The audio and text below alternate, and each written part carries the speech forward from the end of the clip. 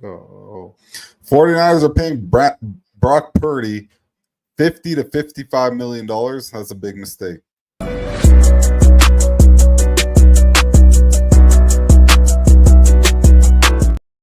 Welcome to the SNS show. I'm here with Sal. What's going on? Not much, man. Let's get into it. So reports just came out that everyone's expecting Purdy to get in the range of $50 to $55 million. The trade does look unlikely now. What do you think? Yeah, it doesn't look like the 49ers are going to be able to make a trade. I thought the Giants would be a good, team to trade with, but they brought in Russell Wilson now. So it looks like, they found their quarterback for the season anyway. So the 49ers are going to have to figure out how to negotiate with this guy, because I know Brock Purdy feels like he deserves top quarterback money. My only question to him would be is, if the 49ers are in a negotiation with Brock Purdy, would they be able to maybe approach him and say, hey, if we were considering to trade you, how many teams would be willing to take on that trade and accept paying you $60 million? Yeah, it doesn't look like any right now. It looks like we'd have to fight to get a first-round pick out of him. Yeah, and let's say we were willing to fall to a second-round pick. Would a team be willing to take on Brock Purdy? It wouldn't be so much of the compensation factor, I think. It would be more so about the contract itself. Would there be enough teams out there willing to pay Brock Purdy, $60 million? Yeah, what he's asking for is clearly nobody agrees with. Like, you find the random people here and there that think that he's worth $60 million. It's like, okay, well, what does the NFL think? Because the NFL doesn't seem eager to pay him that. Because if a top-tier quarterback was on the market, like Purdy, we both believe is up for trade at the right price, obviously, then they're going for it. Like, I know Purdy doesn't compare to Aaron Rodgers, but if Aaron Rodgers in his prime was on the trade block, people would be willing to give up multiple first-round picks and pay him whatever the top quarterback money is. So Purdy's obviously just not on that level.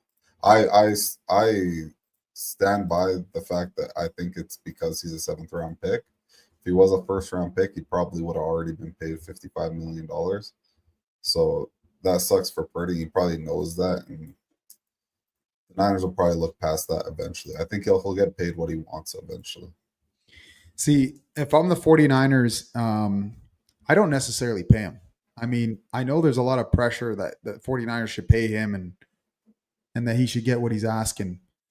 The Niners could go the route of making him play out his contract, which would mean he plays for $5 million. People answer that by saying, well, Brock Purdy will hold out. Well, if he holds out, the Niners still have the ability to franchise tag him. So I don't think it would be a smart move for him to hold out. I'm not saying that he could hold out a whole year and Niners are going to franchise tag him, but sitting out a year is not an option either. So if he held out, it would be something where he'd come back week one and it would be bad for both sides. So holding out is not a good move for either side. So I don't think Brock Purdy would hold out. I think he'd come back and he'd play. He might be miserable and you might have a guy that doesn't want to be on the team. That's never good. But the 49ers have an angle where they could not pay him, make him play out his contract, franchise tag him 2 times in a row, and the estimated amount is $100 million for the next 3 years. 49ers win that all day long. Yeah, I mean, you're going the more vicious route. I don't know if the Niners should do that right now. No, I'm not saying that's what the 49ers should do. I'm saying that is something that should be on the negotiating table, in a sense that he doesn't have all the cards. The 49ers do have a little bit of leverage here. Mac Jones is on the roster. I'm not a fan of Mac Jones, but is he a credible backup? Yes. Is he someone that can challenge Brock Purdy for his spot? I think Brock Purdy's the better quarterback. But if he's not around or holding out or where there's contract issues, that is a legitimate guy to have on the team. And I think that's why the 49ers brought him in. Yeah, for sure. I want this to be handled before draft day or on draft day, because if you wait till after draft day and you start waiting a couple weeks before the season starts and Mac Jones gets first team reps in training camp, that's a headache that you do not want to avoid. And then the worst possible outcome after all of that is then giving him what he wants, $55 million or whatever it is. I think if they eventually know that they're gonna fold, just get a deal done. Like I don't want to Nick Bosa. We were at the game in Pittsburgh. We are in Pittsburgh the night before the game. We didn't know if Bosa was going to be there tomorrow. So Yeah. I don't want a situation like that with Brock Purdy. Listen, like I'm going to continue saying it. You don't pay Brock Purdy because I don't think other teams are willing to pay him. If other teams were willing to pay him and the 49ers were holding out here on paying him, maybe they do put the trade on the table and you have a buyer. But the Giants are off the table. They got Russell Wilson. Cleveland Browns are going to eye those top two quarterbacks. Same with the Titans.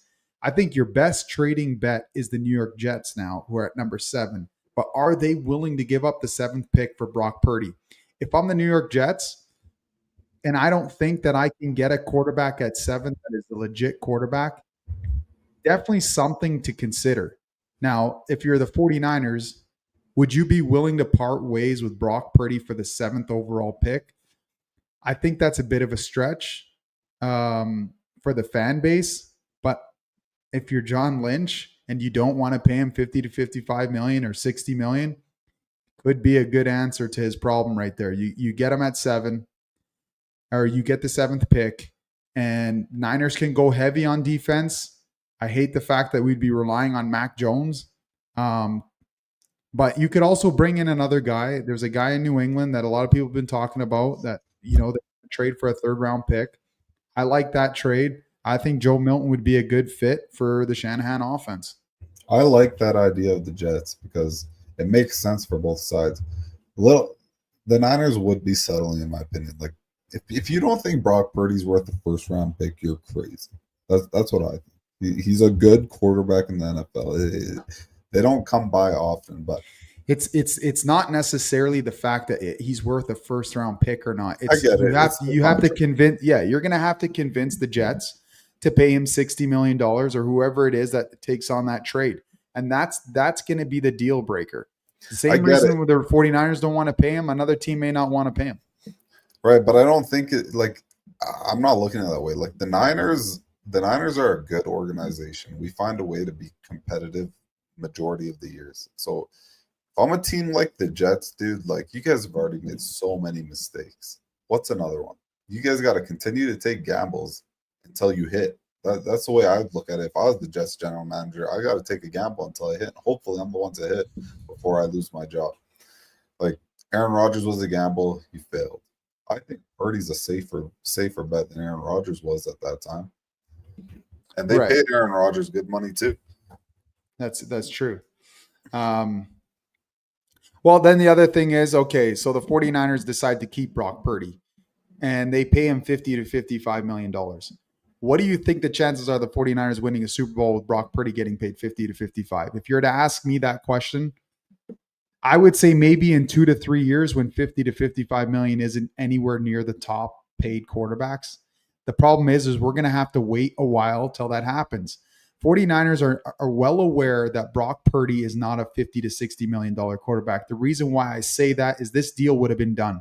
Just imagine we had Josh Allen, Lamar Jackson, or any one of those guys that are getting paid in the 50 other than Tua, Lawrence, and Dak Prescott. Those franchises are in a state of regret, and we don't want to join that. So if you had any of those other guys I mentioned, the deal would have been done. There would be no delay, and we would be already talking about who we bring in to support him. Well, yeah, the Bills look like they want to throw money at Josh Allen. He just got another extension. It's just like, here you go, Josh. Yeah, because he earned it. You could tell he obviously deserves it. Yeah, I don't feel right about Brock Purdy. We wouldn't be competitors. We wouldn't be competitors for at least 2 years, like at least. And the problem with that is that they're going to push the money down the contract. They're going to push it down the line where he gets more expensive in those 2 to 3 years. He'll be cheap the first year, and the first year is where we're not competitive. We will not be competitive this year. So if I were them, maybe if you're going to give him that contract, try to get majority of it out as this first year. My only pushback on that is, in terms of the roster, the 49ers do not appear like they're going to be competitive. And I agree with that all the way. The draft is going to play a big role as to how the 49ers look at the week 1. Yeah. But the one thing that you cannot underestimate in football is coaching. And Robert Saleh is a massive addition. He's going to have those players playing better than they actually are. They're going to give them their absolute best. And when you have everybody on the same page, the value of that, I played on defenses in my career where, players are playing selfish and they're not following the system. And you have a lot of broken plays and guys are getting free points and free yards. But when everybody's on the same page, even when the scheme isn't that sophisticated, if everybody buys in, the quality of defensive play goes way up. Fred Warner is not somebody that needs a coach, but you got D Winters and you got a bunch of rookies coming in. This is when the coach really, really comes into play. If you remember what Fred Warner said about Robert Saleh and what he did for him and what he meant for him as a rookie, everybody else had negative things to say. Nothing was positive. Whereas Robert Saleh came in and started talking about his positives and almost, I wouldn't say ignored his negatives, but he focused on the positives to get the best out of him. And what happened with that man's career? It took right off. He started off a little bit shaky, showing signs of a rookie, but you saw some good potential. And that potential turned into Fred Warner today, who's technically the best linebacker in football. And I don't want to attribute all that to Robert Saleh. You cannot ignore the fact that Fred Warner put his head down and went to work and put in the time and effort. But Robert Saleh is a big addition. 49ers could surprise some people because coaching in football, especially NFL, is not like any other sport. The coach is like, let's say your best player on the team without being in cleats. So a coach can make a massive difference. Yeah, like the only way I see the 49ers actually being dangerous in the playoffs is if they absolutely smack it in the draft.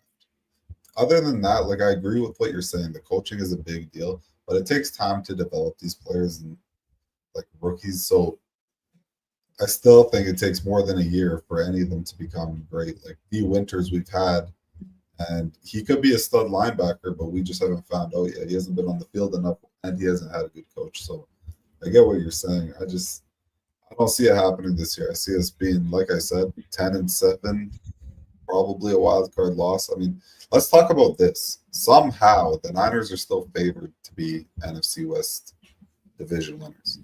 I think that goes strictly to the coaching. I think the NFL is aware that there's still a guy named Kyle Shanahan who is coming off of probably his worst year. He lost his creativity. He started to lean on Brock Purdy more and more, almost believing that we have that elite quarterback. And Brock Purdy is a good quarterback. He's not elite, and he showed that this season. You could argue he lost a lot of players, and the injuries have a lot to do with that, and that's fine. But if Josh Allen was on our team, what would the record have been? You think it would have been 6-11? I don't. So he's not in the elite class. He's a good quarterback. And that's why Kyle Shanahan needs to go back to the style of let's run the ball, which we did, but let's run the ball and get some good plays off the play action. And it's one look reads. It's not 5-step, 7-step drop and scan the field. Brock Purdy, make me a play. No. Let's go back to, you get the play action, Kittle's coming underneath, and it's an easy 2-yard pass that turns into 20 because Kittle's legs. Or, back in the day when Deebo Samuel downset hut and turn and throw it at a screen and Deebo takes it to the house. Let's not forget that type of football. 49ers are more than capable of still doing that. Ricky Pearsall could have a year. And that's a guy, when it comes to the offense, I'm not really afraid if I'm a 49er fan. I really believe the offense will be just fine. Was it fine last year, though? It wasn't, but we didn't have Christian McCaffrey. And Christian McCaffrey not a guarantee this year, though. I'm a believer in the way the man prepares. And that guy prepares and he will come ready. Now, if he can stay healthy, body's fragile. It's fragile, though. That's what I'm talking about. Healthy. Well, he's put in a lot. He's put in some years in full. It's not like he's done it 3 times where he's missed significant time. But he's been in the league for about 6 or 7 years. So he is playing the most difficult position to stay healthy. That's a fact. Now, let's say we get Christian McCaffrey back and he's healthy. That's going to happen week 1, unless he gets hurt in training camp. So let's assume he's there week 1. And then you got George Kittle, who's still the best tight end in football. I don't care what anybody says. I'll take George over anyone. not to cut you off, let's backtrack a little bit. Just about the NFC thing.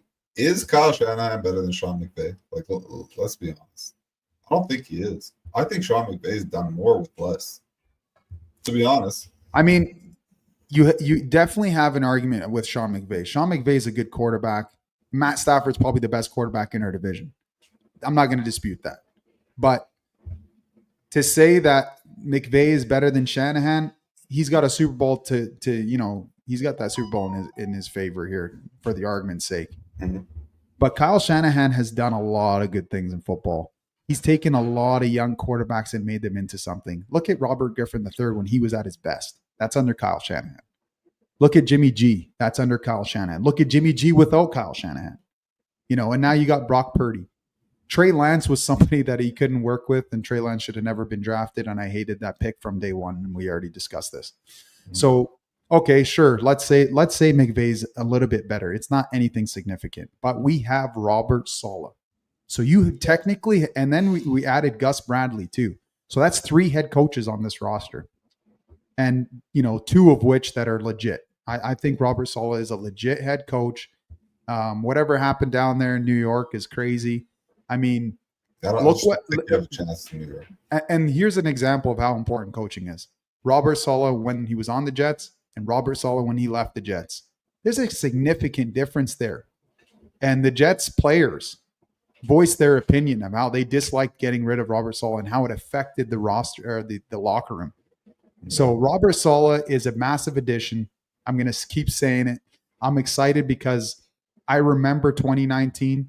I went to the NFC Championship game. I went to a bunch of games that year. I even got the chance to meet Robert Saleh. I love the guy. I love what he stands for, and I love what he brings to our locker room.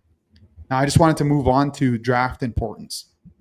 Now, it's clear that this year is different than this is a year we can ill afford to miss.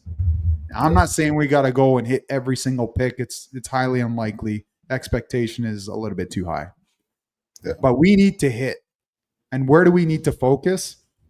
I see a lot of reports, people talking about the importance of the offensive line. And I agree. We need to improve the offensive line. But there is nothing on this team that needs to be improved more than the defensive line, D tackle in specific. Yep. We cannot watch another year where our D-line gets bullied during the run plays. You cannot play defense in football without being able to stop the run. Keep Fred's shirt clean and get some big D tackles. Yeah, what's making me nervous is because I believe that we'll hit at some point in the later rounds. The first round is making me nervous because more and more mock drafts are coming out that Jalen Walker will be gone by 11. And if Jalen Walker's if he's not on the board at 11, I don't know. I'm not sold on somebody at 11 that significantly helps the defensive line. There's cornerbacks that I think would help the defense. There's an edge rusher. I think you could argue Grant from Michigan. I know he's projected like 17 or 16.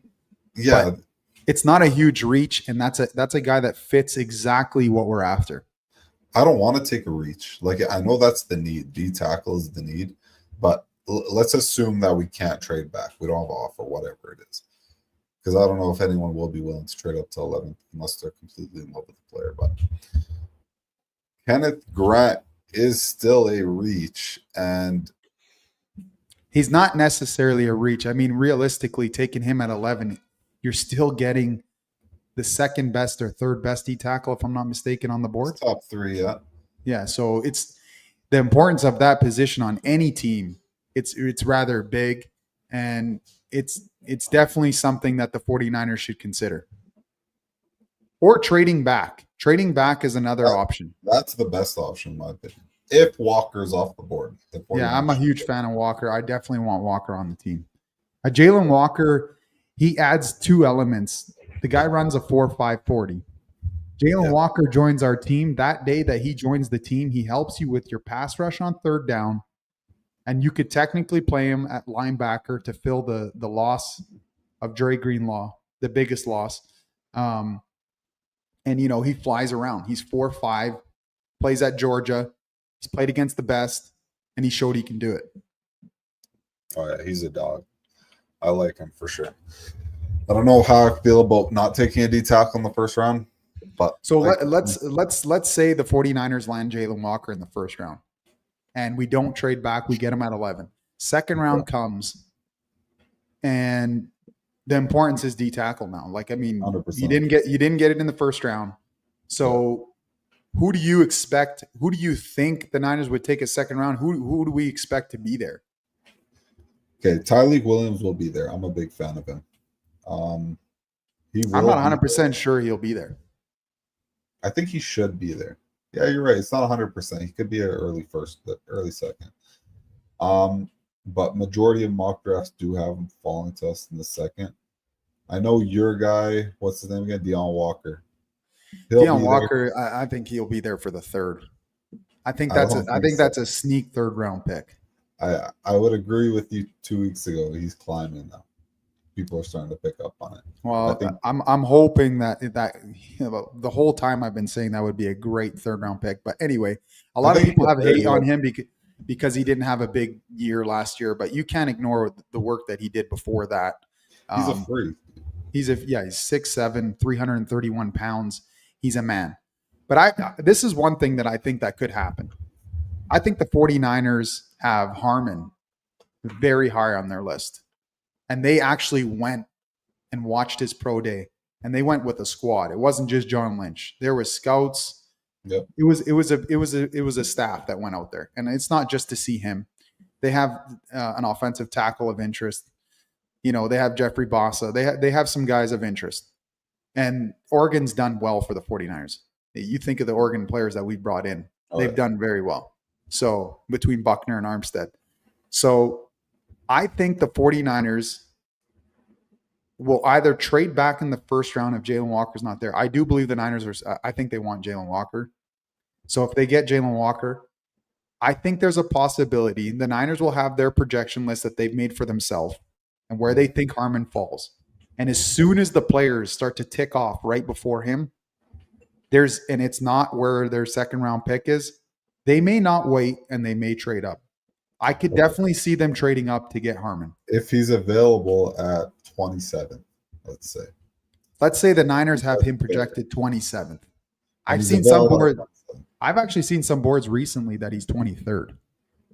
Okay, let's say 25th. What would you expect to give up? Because you don't want to give up too much draft capital. We have too much needs. Well, you're probably going to give up your second round pick, and you might have to give a fifth. I would be down for that. Yeah. I think it'd be more than that, to be honest, but I would be down for that. Our second round pick is early, right? So it's not. It's the 11th pick of the second round, so it's 43rd overall. So if you're talking 25th, it's just under 20 spots. You get an additional pick in the fifth round. I think it's possible. 20 spots for a fifth round pick. I think you'd have to give up at least the third, at least. No, that's aggressive. I don't see how you make that trade. At the end of the day, you're trading into the first round. I think that's what they would want. So there's people talking about Aiyuk for 7 spots to go to New England before Diggs. They were talking about trading Aiyuk plus the 11th pick to move up to the 4th pick. Yeah, it never happened. If it was up to the 49ers would have done it. The 49ers would. The issue wasn't Brandon Aiyuk. It's the issue is he's coming off an injury and he's getting paid big bucks. All right. Yeah. Otherwise, if Brandon Aiyuk's healthy, you're not even offering that trade. No, a healthy superstar. No. But teams are aware that he's broken. He's broken goods. Yeah, his knee's busted right up. It sucks because we're going to be stuck with them. We're going to be paying him big bucks. But I saw today, Stephon Diggs had the same injury 9 days earlier than Brandon Aiyuk during the season. And he's saying that he's most likely going to be ready to go week 1. So that raises some questions. Should Brandon Aiyuk be ready week 1, week 2 at max? Like, if not, why? Like, it's very similar injuries, and he's going to be ready. The knee is very, very difficult. It's not like, if you tore your Achilles, it's much better. If you did, there's a lot of injuries that are better than the knee. And not only did he do an ACL, he did his MCL and his meniscus. So I didn't know that Diggs did all 3 like that. But I if don't he know if he did, did 3. I don't know if he did all 3, but yeah, that would be impressive if he's able to come back week 1. And he's older than Aiyuk, if I'm not mistaken. So that's actually really impressive. But I don't think Brandon Aiyuk is going to be able to make his way back week 1. I would be thinking maybe like week 5. that sucks. Yeah, and in week 5 is impressive, really. That's what we're dealing with here. And then the type of player that comes back, just imagine this. Brandon Aiyuk has been off of his feet for how long now in terms of actual drills and stuff like that, and he's just strictly rehabbing right now. And what will he look like when he comes back, let's say week 5? Just imagine this, because the reason why I say that is, remember last year what he looked like by just missing training camp, but still able to run and train? He was off time. He did not look like the superstar of the year before. And the reality is, you need to work with your starting quarterback to be on time and to play at a high level at the highest level.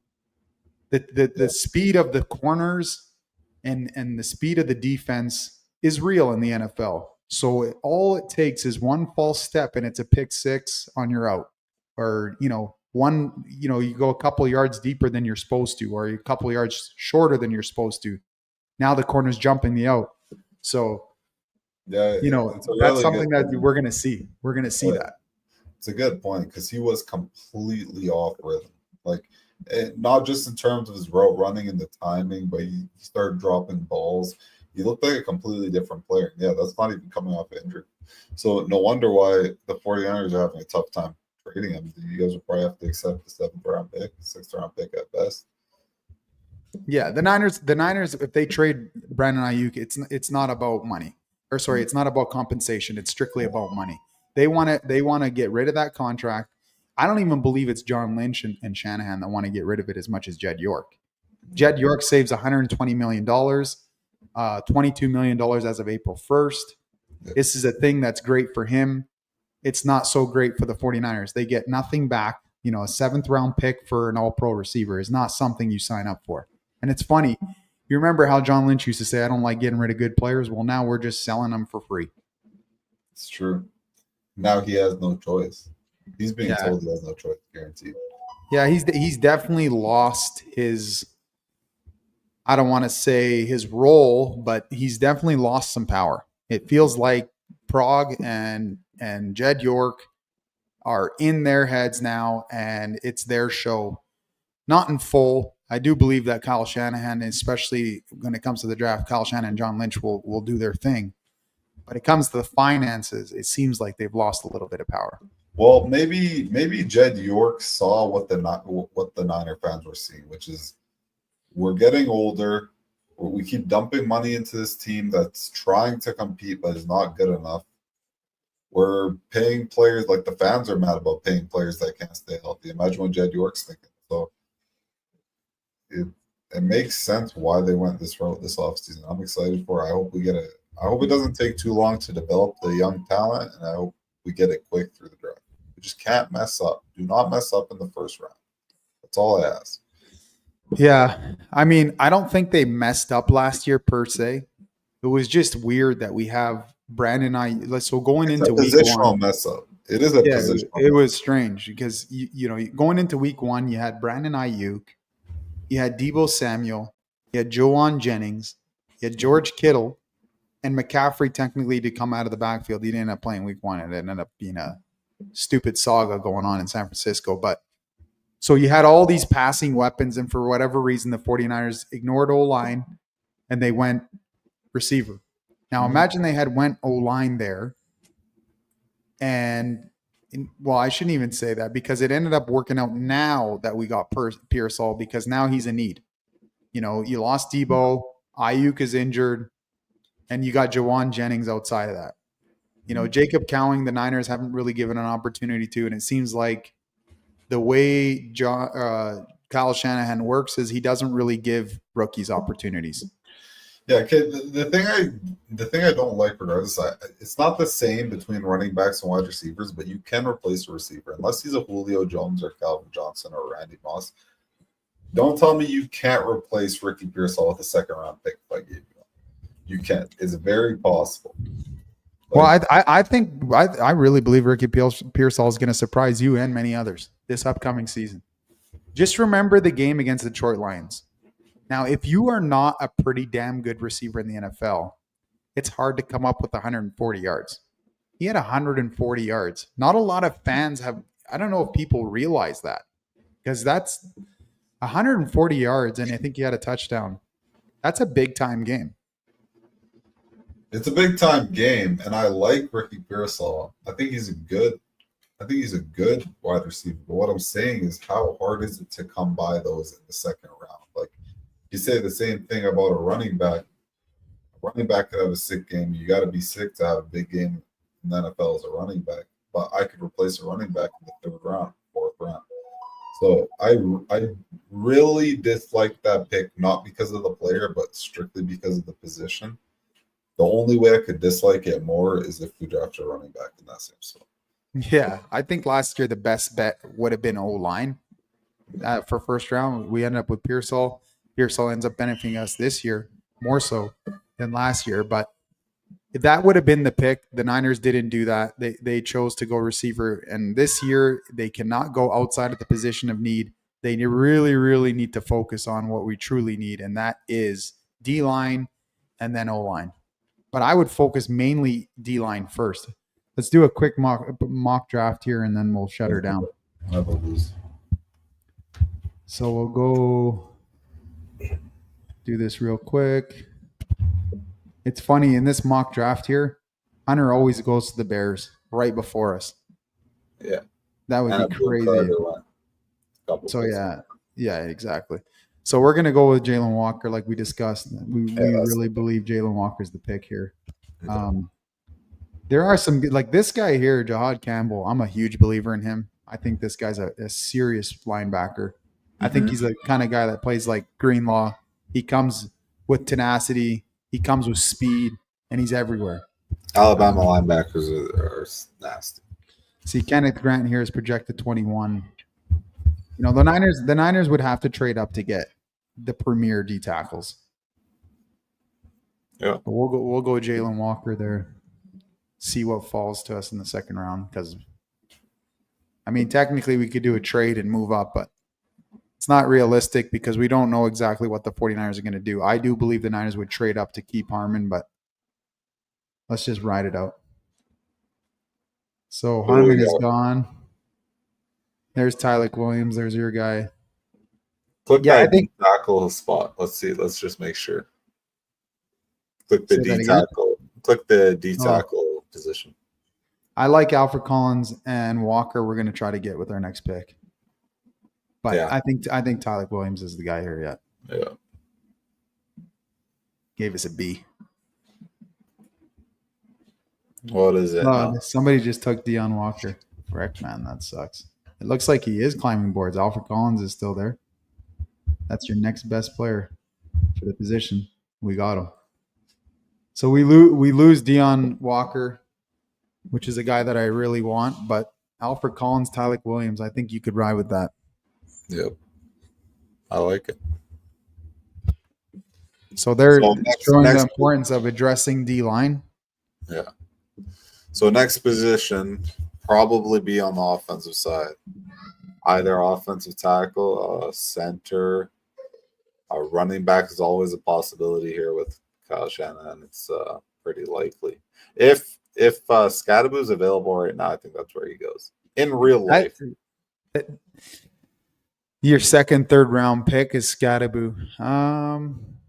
If you're Kyle Shanahan, it's believable. It's very believable. You know he loves him. You know. He fits what we need. I mean, he's a receiving back. He's a physical back. I think that's the difference between him and Mason is the fact that he can come out of the backfield with hands. Yeah. I think that's what really was the one thing that Shanahan didn't like about Mason. Yeah, this is kind of like your blanket if CMC were to get hurt. You still have a receiving back.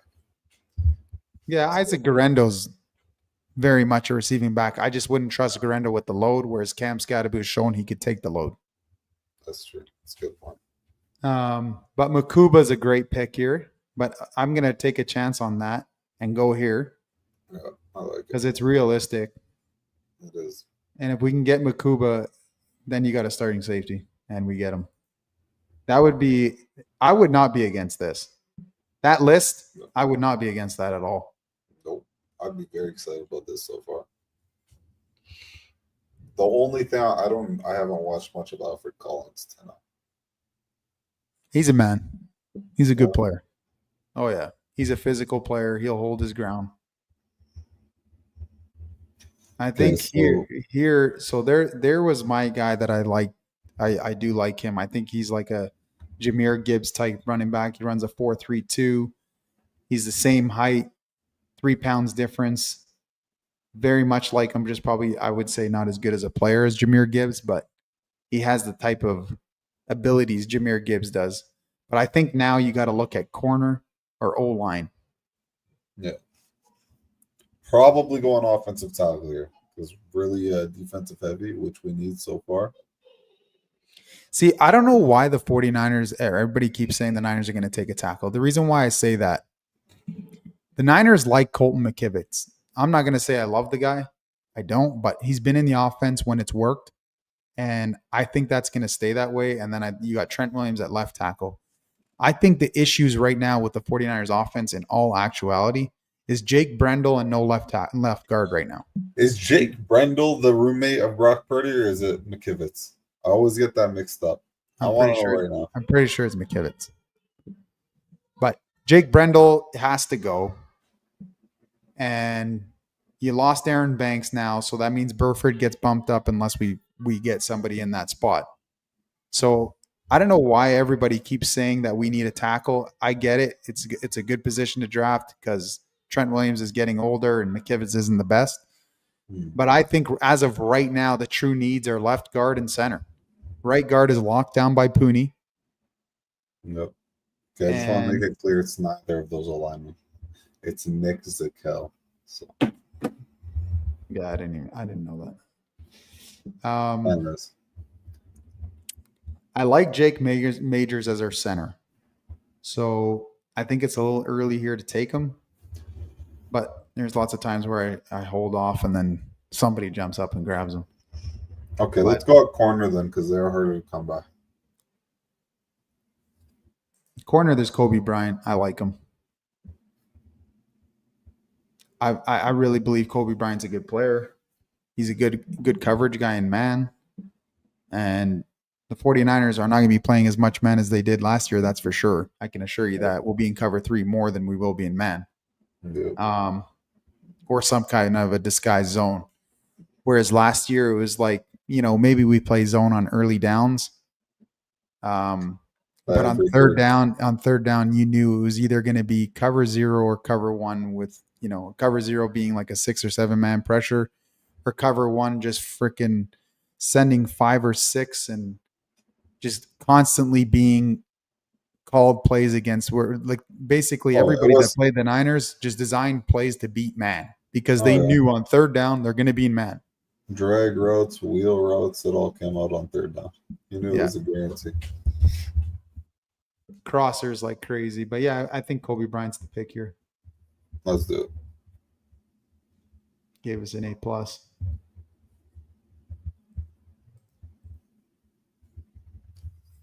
I like this draft. It's definitely addressing needs. Look at that. Yeah. He fell.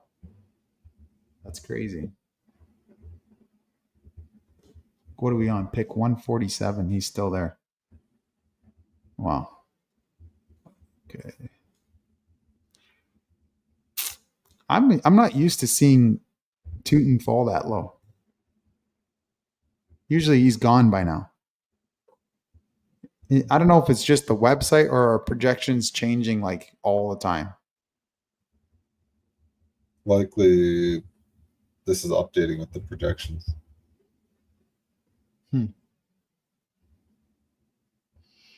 I think the 49ers will probably draft this guy. They said good things about him at the pro day.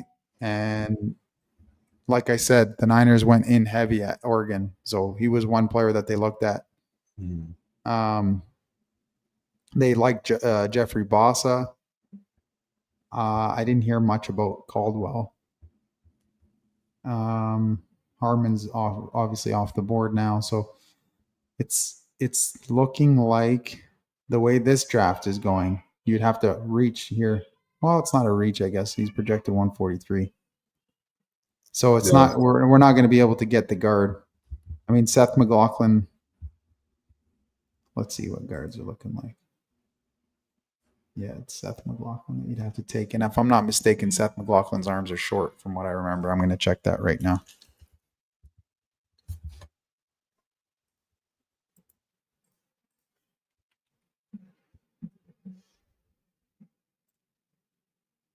He's got 31-inch arms. I would not draft him. There's no way you can draft a guard with 31-inch arms.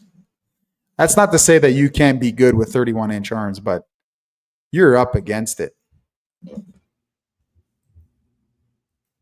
Playing guard is hard enough. I thought it was 32-inch arms. It's worse.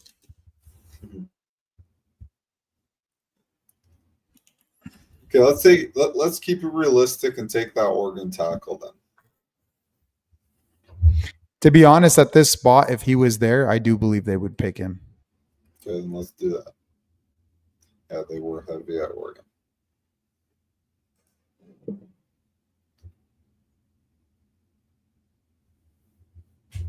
See, somebody took Jake. Oh, no, Jake Majors is right there. So he can be our next pick. And we'll go right there. Gave us an A+. I know Jake Majors doesn't get a high rating when you pick him, but I do think that's the guy to go with. I think there's 3 centers that they consider good in this draft. Jake Majors is probably the third one. It is a bit of a reach here. Or did he go? He's gone. Oh, no, he's right there. So if you go back to all here. Yeah, at this point, I don't know any of the players. Yeah, the good players start to dwindle at this point. But the 49ers need to win these picks. Okay. This year is different than most. This is a year they got to hit everywhere. So we got Cam Scadaboo at back. We addressed the D-line with our first 3 picks. We got Makuba, which is a great pick. Kobe Bryant, I really like that pick. I think this is an important future piece. I don't know if the 49ers are going to need him this year. I don't know if he'll get playing time. That's why I wanted to go guard or center, but just based on the way the draft has gone, you'd be forced to draft this guy with 31-inch arms. But Caleb Rogers has 33-inch arms. Typically, I like 34-inch arms for an offensive lineman or more. But this is a need right now.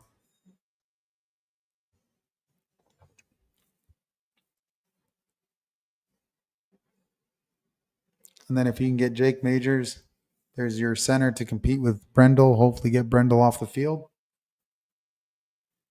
Yep.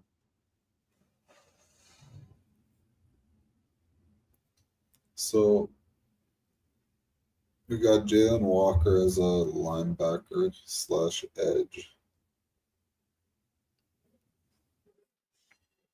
How many D tackles did we take? 3? 2. Usually I like to grab one more like late. But right here, you're getting a center to compete. It's the right position. It's what the Niners need. So now you basically gotten 3 offensive linemen, 3 defensive linemen. You got a running back. You got a safety, a corner. That's really all the needs. It's funny how many day 1 starters the Niners are hoping for. It's not good. No. It's not good, but it's exciting. We'll find out which one of these rookies are the diamond in the rough sort of players. We'll find out quick. The problem is when you got to play a rookie that isn't deserving, it's like one of the hardest things to watch. Let's just pray that's not on D-line. Yeah, that's true. Tyleek Williams starts getting pushed around day 1. I'm going to be pissed. That's my guy. What's his weight? I think he's right around 300, if I'm not mistaken. I think he's 305. I don't think he's. So if he's clearing 300, that's good because Armstead was like 291, but Armstead was 6'7" too. So this guy's 6'3". He's 6'3", right?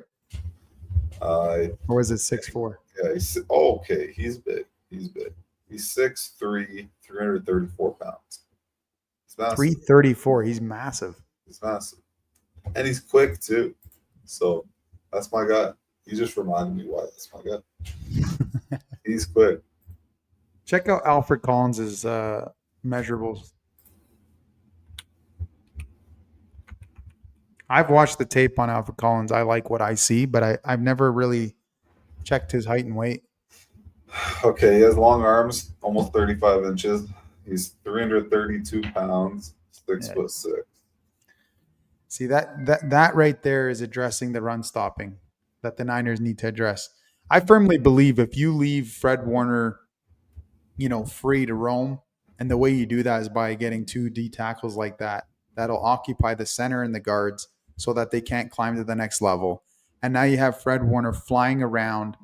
He's going to go make plays. Yep.